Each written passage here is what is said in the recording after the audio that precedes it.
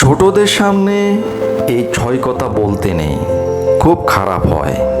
পারিবারিক জীবনে এমন অনেক সংবেদনশীল বিষয় আছে যেগুলো শিশুর সামনে আলোচনা করা মোটেও সমীচীন নয়।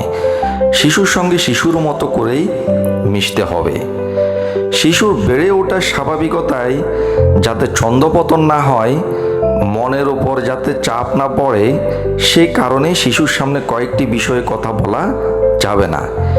কি সেগুলো চলুন জেনে নিন। আপনার পরিবারের আর্থিক অবস্থা যেমনই হোক না কেন, শিশুর সামনে তা কখনো আলোচনা করবেন না। আর্থিক সমস্যার ভেতর দিয়ে গেলেও শিশুকে তা বুঝতে দেওয়া যাবে না। আবার আপনি যদি বিলিয়নিয়ার হন, সেটির বাড়াবাড়ি প্রকাশও শিশুর স্বাভাবিকতার বিকাশকে বাধাগ্রস্ত করতে পারে। নিজেদের দাম্পত্য জীবনের যে কোনো সমস্যা কেবল শিশু কেন, যে কারো থেকে আড়ালে রাখার চেষ্টা করুন। দেশে বা বিশ্বের কোথাও যদি কোনো জরুরি অবস্থা সৃষ্টি হয়, যুদ্ধ চলে, এসব নৃশংসতা নিয়ে শিশুর সামনে আলোচনা না করাই ভালো। এমনকি কম্পিউটার, মুঠোফোন বা টেলিভিশনে নৃশংসতার কোনো দৃশ্য শিশুর সামনে দেখবেন না। শিশুর সামনে অন্যকে জাজ করা বা সমালোচনা করা যাবে না।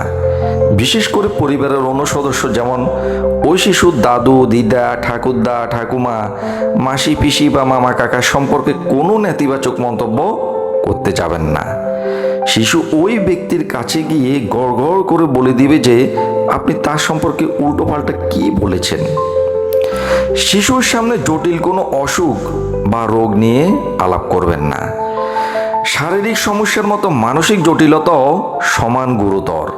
তাই আপনার শিশুর সামনে ব্যক্তিগত হতাশা, অফিসের চাপ, মানসিক সমস্যা নিয়ে আলোচনা করবেন না। এটা তাকেও প্রভাবিত করে। ধন্যবাদ সবাইকে।